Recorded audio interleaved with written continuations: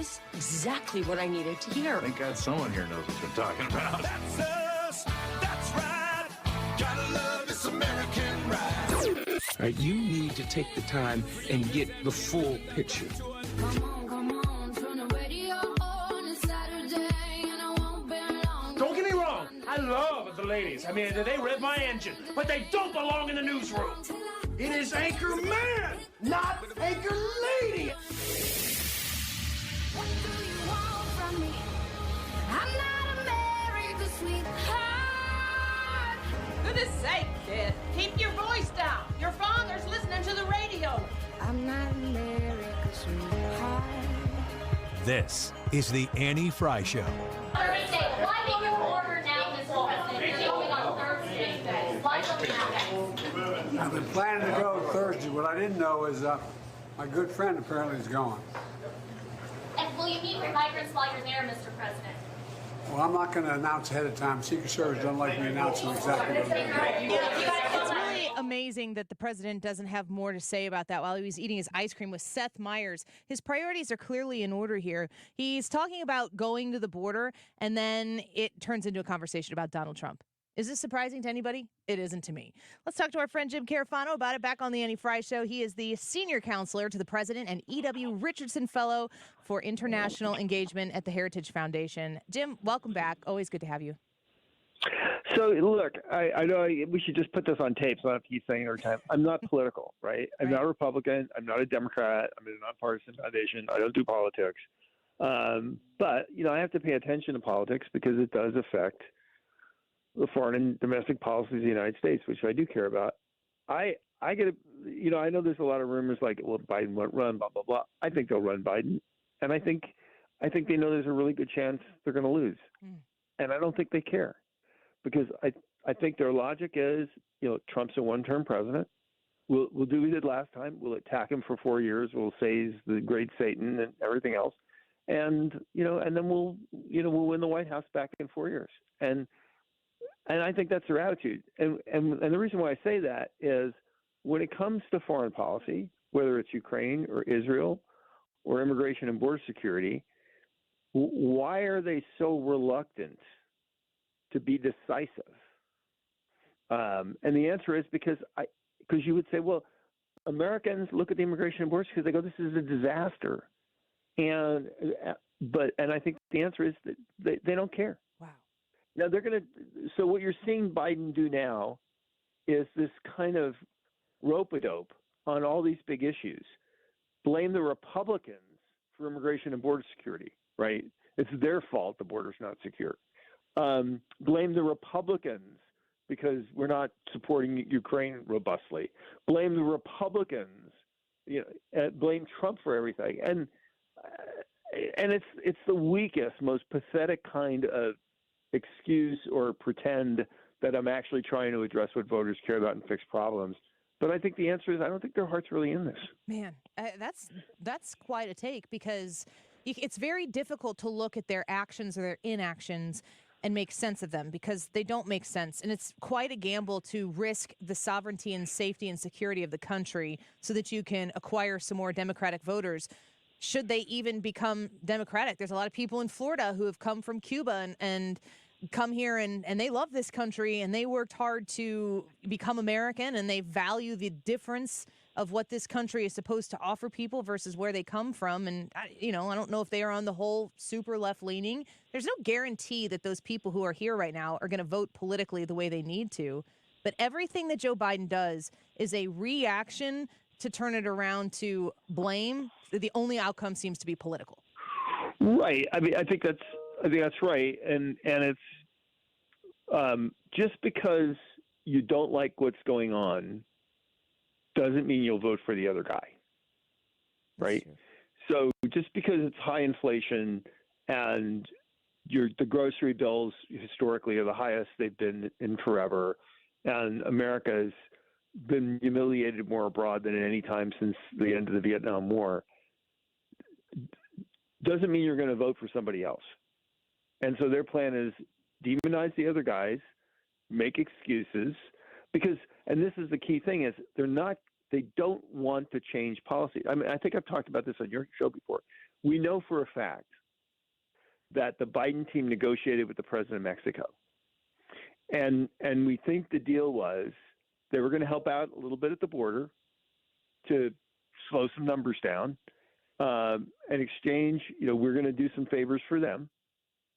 And but it's all just theater. It's not actually about securing the border.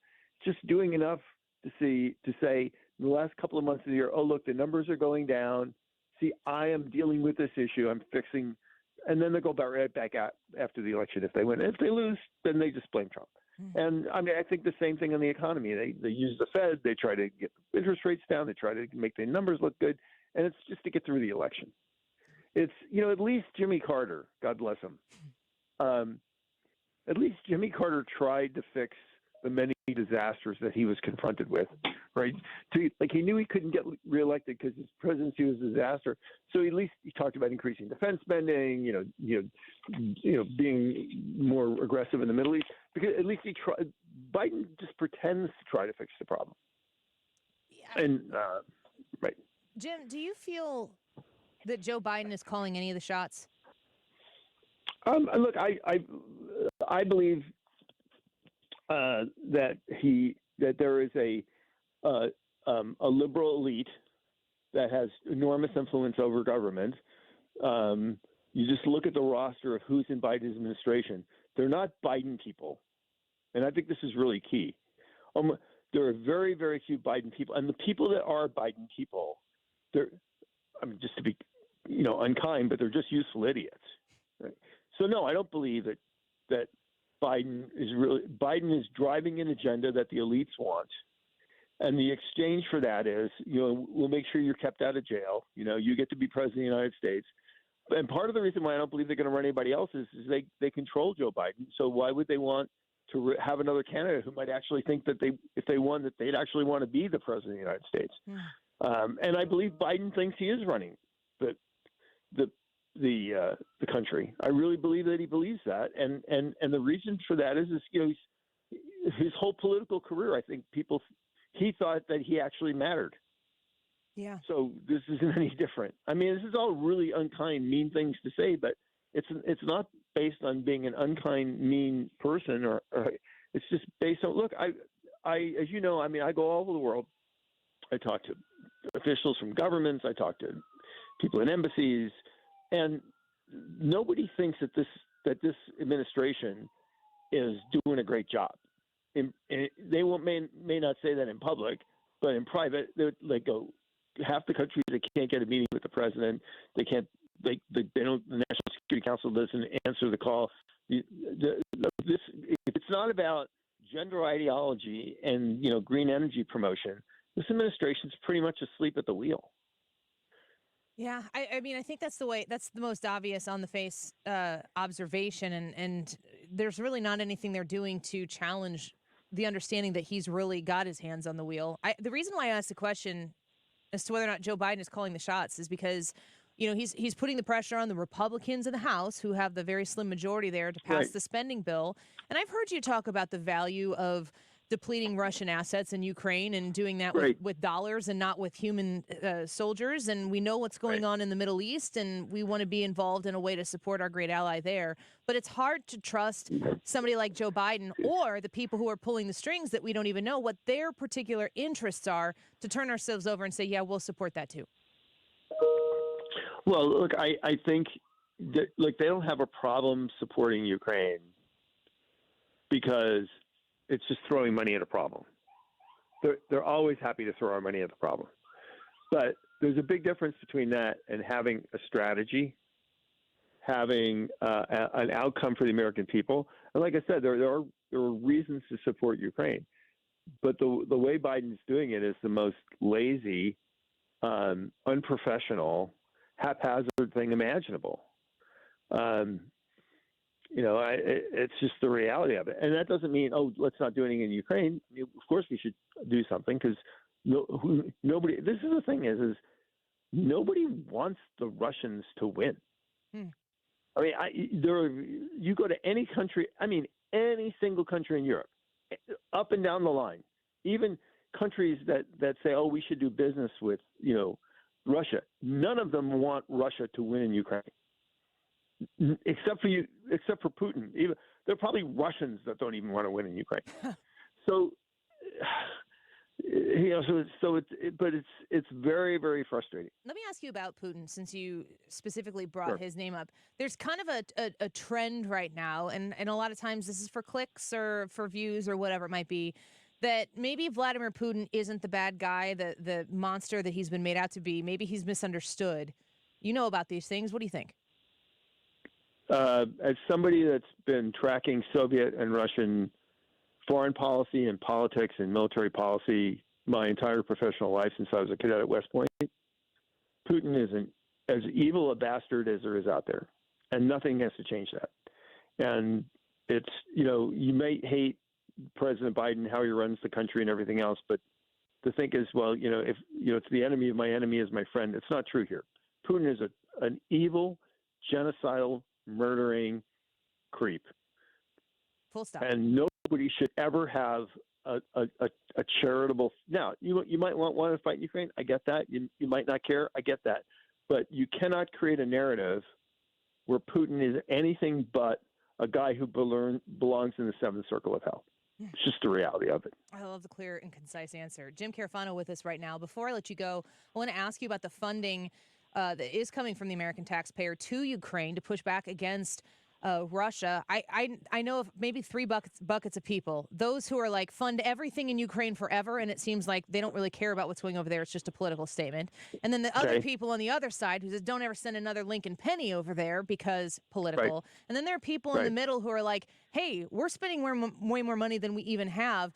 I want to see what this is for, and I want to be able to agree to the spending for particular reasons. Why is it hard for us congressionally when we're saying, okay, we're going to dump this money into Ukraine to say for this, and we need receipts? Right. Yeah. Well, I think it's perfectly reasonable and responsible. But look at the situation. Look, I mean, and we've talked about Republicans were kind of too clever by half, right? They said, okay, we don't like how the spending is going on. I mean, and so we're gonna say no money for Ukraine unless we secure the border. Well, here's the problem with that deal. There's an old saying, never take a hostage you aren't willing to shoot. And what that means is nobody will take a threat seriously unless you're willing to follow through on the threat. So to tell Biden, if you don't fix the border, we're not going to fund Ukraine, the reality is Biden could care less. If you guys don't fund Ukraine and the Russians win, I'll blame you.